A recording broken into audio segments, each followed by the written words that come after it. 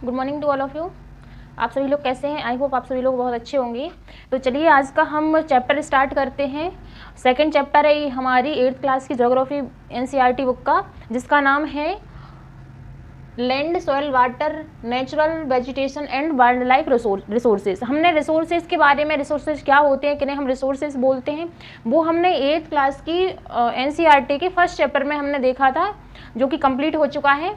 तो अब हम जो रिसोर्सेज कौन कौन से होते हैं उनके बारे में हम कुछ पढ़ेंगे, जो कि नेचुरल रिसोर्सेज है, जैसे कि हमारा लैंड है, सॉइल है, वाटर है, वाइल्ड लाइफ है, नेचुरल वेजिटेशन। इनके बारे में हम आज पढ़ेंगे कि इनका कंटिन्यूसली यूज़ हो रहा है तो इस पर क्या प्रभाव पड़ रहा है एंड इनको हम कैसे कंजर्व कर सकते हैं, वो चीज़ें हम पूरे इस चैप्टर में देखेंगे। राइट, तो आप लोग बने रहिए इसी तरीके से। एंड चलिए फिर डिस्कस करते हैं। तो इसमें इस वीडियो हम देखेंगे कि लैंड एक रिसोर्स है जो कि एक नेचुरल रिसोर्स है। हमने पढ़ा था natural resources, human made resources and human also एक रिसोर्सेस है। तो इसमें हम लैंड है जो कि हमारा एक लैंड नेचुरल रिसोर्सेस में आता है। लैंड नेचुरल रिसोर्स है, नेचुरल रिसोर्स, ये हमने पहले वाली क्लास में पढ़ा था कि लैंड एक नेचुरल रिसोर्स है।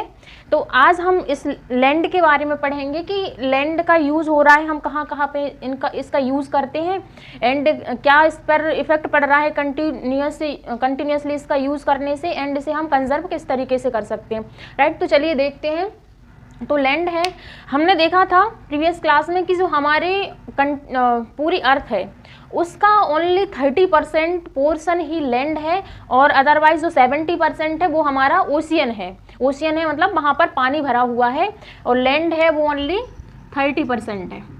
30% लैंड है ना। जो कंटिनेंटल वाला पार्ट है, Asia, Africa, north America, south America, Antarctica, Europe, Australia, ये इस पूरे कंटिनेंट्स को मिला के एंड छोटे छोटे आइसलैंड्स को मिला के पूरा 30% ही एरिया है जो कि लैंड है। अदरवाइज जो 70% है उस पर पानी भरा हुआ है। तो हम देखेंगे कि लैंड होती है, कंटिनेंटल एरिया होता है हमारा, कंटिनेंटल एरिया।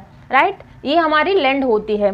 तो जो लैंड है उसके यूज़ क्या है, उसका यूज़ कहाँ कहाँ होता है, लैंड का हम यूज़ करते हैं, लैंड के यूजेस क्या है। लैंड का यूज़ हम बिल्डिंग बनाने में करते हैं, बिल्डिंग्स बनाते हैं हम लैंड पर, है ना, और रेलवेज बनाते हैं, हाउसेस बनाते हैं, फॉरेस्ट भी यहाँ रहते हैं, एंड बहुत सारे लैंड के लिमिटलेस यूजेस हैं जिस पर हम रहते, जो कुछ होता है वो लैंड पर ही होता है।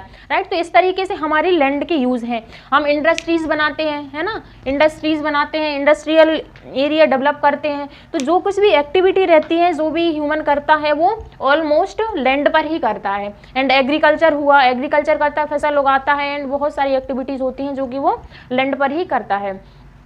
तो एंड जो लैंड होती है वो कितने टाइप की रहती है। जो लैंड है वो एक प्राइवेट लैंड हो सकती है, प्राइवेट लैंड, एंड दूसरा है कम्युनिटी लैंड, है ना। मतलब लैंड हो सकती है या तो किसी एक पर्सन की होगी, प्राइवेट लैंड मतलब किसी एक पर्सन की लैंड, किसी एक पर्सन के नाम जो जमीन है उसे हम बोल देते हैं प्राइवेट लैंड। राइट, एंड जो लैंड किसी एक पर्सन की ना होके वो एक कम्युनिटी मतलब बहुत सारे ग्रुप लोगों का ग्रुप है, उन सभी के वेलफेयर के लिए, उन सभी के काम में आते हैं, सभी उसे यूज़ करते हैं, उसे हम बोल देते हैं कम्युनिटी लैंड, है ना। मतलब प्राइवेट लैंड होती है वो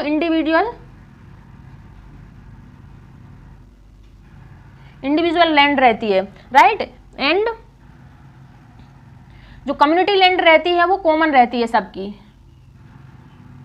कॉमन। जैसे कि हम इंडिविजुअल लैंड में देखेंगे कि हाउसेस बनते हैं, हाउसेस मतलब किसी कोई पर्सन है जिसकी खुद की लैंड है, वहाँ पे वो हाउस बना सकता है अपने रहने के लिए, एंड वो अपनी ज़मीन में कुछ भी करे तो वो उसकी प्राइवेट लैंड होगी। लैंड जो कॉमन है, जैसे कि हम देखेंगे फॉरेस्ट्री है, गार्डन्स हैं, है ना, या हम देखेंगे जो ग्रेजिंग लैंड है, ग्रेजिंग लैंड रहती है जहाँ पर एनिमल्स, गांव में देखेंगे तो जहाँ पर घास चरने जाते हैं वो सभी के लिए, पूरे गांव के लिए वो एक ज़मीन रहती है, उस पर किसी एक पर्सन का हक नहीं होता है, तो वो उसे हम बोल देते हैं कम्युनिटी लैंड, राइट। तो ये होती है प्रॉपर्टी, प्राइवेट प्रॉपर्टी रहती है, सॉरी प्रॉपर्टी नहीं, land, private land and community land, right. तो एंड देखेंगे कि हम जो अपनी जो लैंड है उसका बहुत ज़्यादा उपयोग कर रहे हैं, बहुत ज़्यादा उसे यूज़ कर रहे हैं, क्यों? क्योंकि जो हमारी country specially and all over world में देखेंगे तो पॉपुलेशन, ह्यूमन बींग्स की पॉपुलेशन बहुत ज़्यादा बढ़ रही है। उस पॉपुलेशन की वजह से जो लैंड है, लैंड भी कम पड़ रही है, क्यों? क्योंकि जब पॉपुलेशन बढ़ेगी तो लोगों को रहने के लिए जगह ज़्यादा लगेगी एंड बहुत सारे रोड्स, इंडस्ट्रीज भी डेवलप करनी पड़ती हैं, तो जिसकी वजह से जो हमारे जो फॉरेस्ट एरिया है, जहाँ पर फॉरेस्ट हैं उनकी कटाई की जाती है एंड वहाँ पर हाउसेस एंड बिल्डिंग्स बना दी जा रही हैं, जिसकी वजह से क्या हो रहा है, बहुत सारी प्रॉब्लम्स क्रिएट हो रही हैं। जैसे कि हमारा हो रहा है, जैसे कि लैंड का कंटिन्यूअसली डिग्रेडेशन हो रहा है, तो कुछ फेनोमेना है जैसे लैंड डिग्रेडेशन,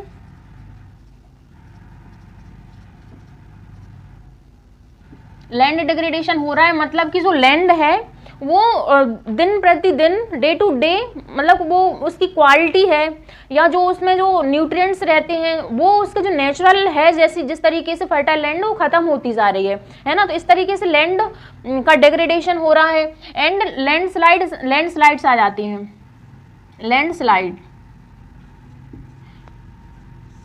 लैंडस्लाइड्स मतलब कि जैसे ही हम हिली एरिया में जाएंगे तो वहाँ पर देखेंगे लोगों ने हिल पर, मतलब स्लोप रहते हैं जहाँ पर, तो वहाँ पर हाउसेस बना लिए एंड बहुत सारे रोड बना दिए, तो जिसकी वजह से क्या होता है कि वहाँ के पेड़ पौधों को काट दिया गया है। तो क्या होता है कि जो एक बहुत सारी रॉक्स क्या रहती हैं, इस हिल एरिया से ये नीचे गिर जाती हैं, ड्यू टू हो सकता है ये बहुत ज़्यादा बारिश होती है या अर्थक्वेक आता है या सुनामी आती है या कुछ भी एक्टिविटी होती है, वोल्केनो आता है, उसकी वजह से ये क्या रहती है, जो पत्थर रखी, बड़ी बड़ी रॉक्स रखी रहती है जो हिली एरियाज में, वो नीचे खिसक के नीचे आ जाती है। तो जैसे नीचे वाला सेटलमेंट रहता है, जो भी नीचे लोग रहते हैं उनको बहुत ज़्यादा नुकसान उठाना पड़ता है एंड जो रोड्स रहती हैं वो भी वहाँ के टूट जाते हैं, राइट। तो इस तरीके से लैंडस्लाइड्स होता है। लैंडस्लाइड्स का मतलब ही होता है कि बहुत ज़्यादा बड़ी रॉक्स का या रॉक मासेस का नीचे गिरना या स्लाइड होके नीचे गिर जाना, इसकी जो पहले की जो पोजीशन रहती है उसी को हम लैंडस्लाइड्स बोलते हैं। तो ये क्यों हो रहा है, क्योंकि पेड़ों की कटाई हो रही है, लोग वहाँ पर जाके हाउसेज बना रहे हैं, जिसकी वजह से वहाँ पर जो रॉक्स हैं वो नीचे गिर जाती हैं, बहुत ज़्यादा पानी बरसता है तब वो नीचे आ जाती हैं, राइट। एंड होता है सॉइल इरोजन, है ना। सॉइल इरोजन क्या होता है, जो सॉइल रहती है, जैसे ये कोई फील्ड है,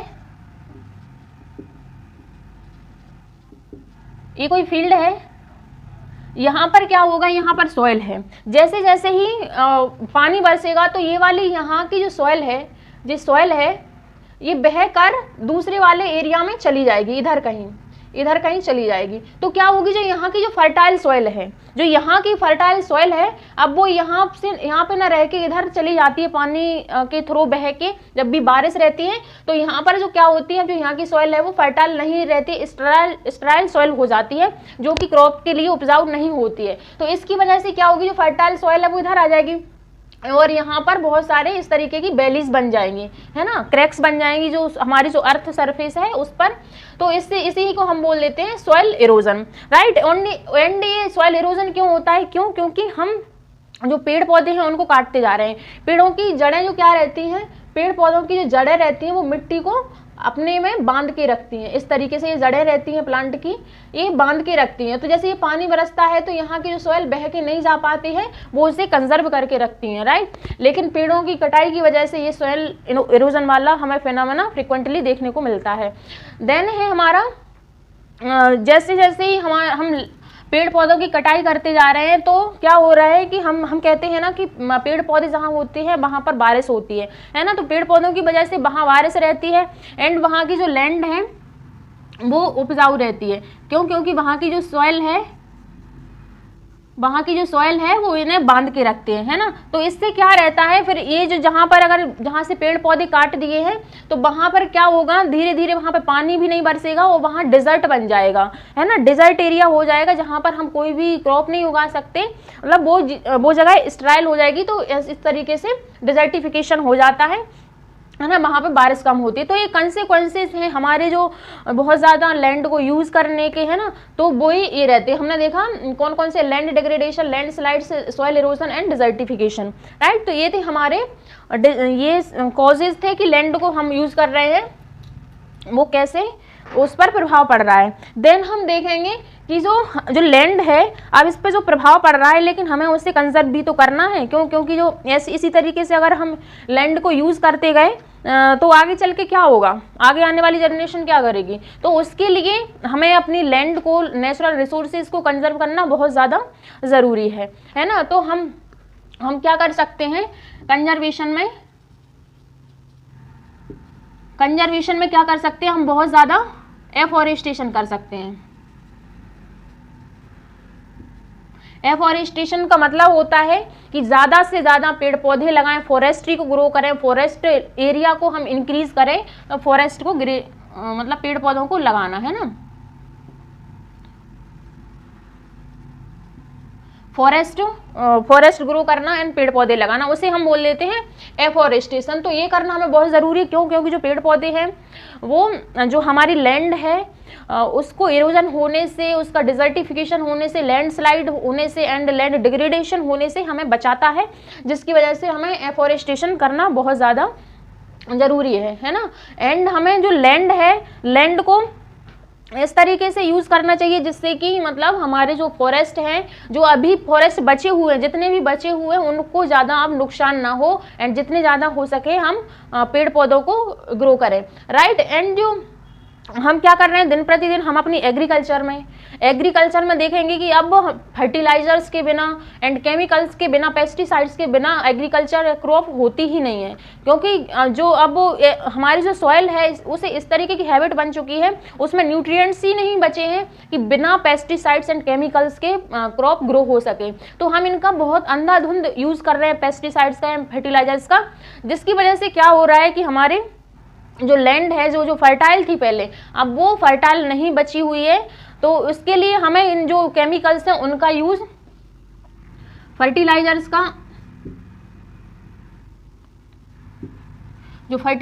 हैं उनका यूज हमें रिड्यूस करना पड़ेगा, है ना, जिससे कि हम अपनी लैंड को स्टेराइल होने से बचा सकते हैं, राइट। एंड हम देखेंगे कि जो हमारे जो एरिया रहते हैं, है ना, एरिया रहते हैं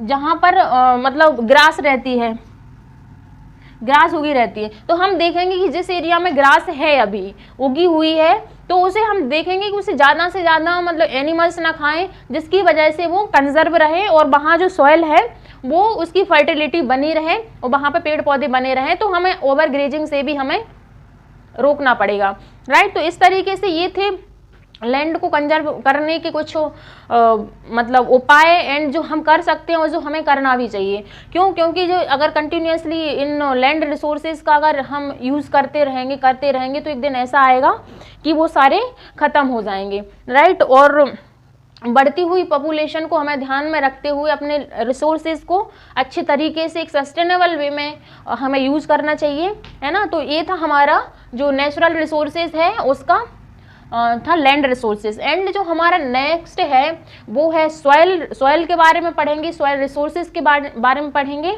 तो चलिए उसके बारे में हम डिस्कस करते हैं, नेक्स्ट वीडियो में देखेंगे। एंड इस वीडियो में इतना ही, हम नेचुरल रिसोर्सेज जो लैंड था उसके बारे में हमने डिस्कस किया, एंड नेक्स्ट वीडियो में हम सॉइल के बारे में पढ़ेंगे, राइट। तो आप लोग आगे आने वाली वीडियोज़ में बने रहिए। Thanks to all of you.